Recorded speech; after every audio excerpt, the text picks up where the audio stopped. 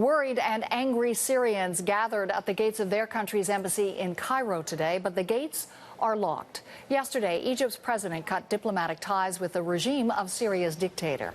He also called on the U.S. to establish a no-fly zone over Syria to help rebels bring down the government. Meanwhile, next door in Jordan, the king says his country will defend itself if Syria's civil war spills across the border.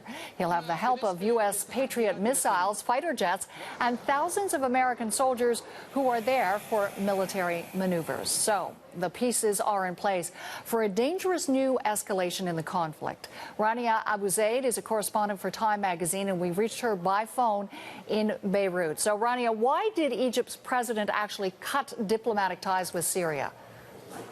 Well, that's a key question to be asked because, as you know, the conflict in Syria is now more than 2 years old.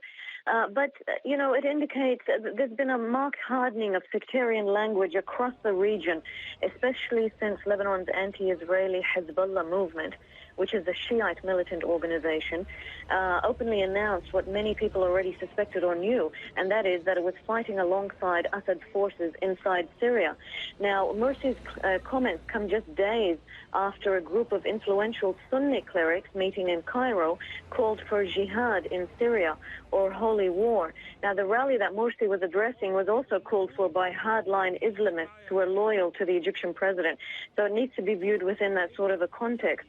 Morsi in his speech addressed the issue of Hezbollah, and he said that the group must leave Syria and that it had no business or place being in Syria.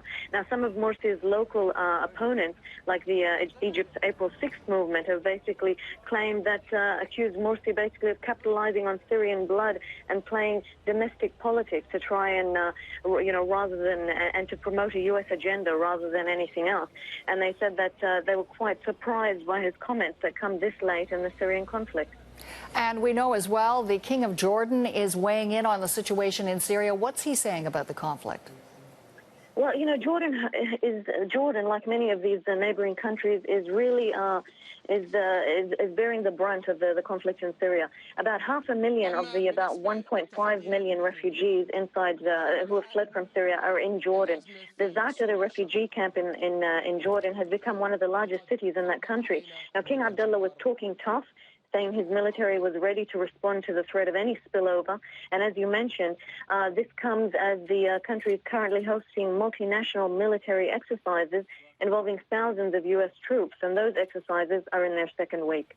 All right, we'll continue to follow all developments. Rania, thanks very much for the update. That's Rania Abu Zaid speaking to us from Beirut.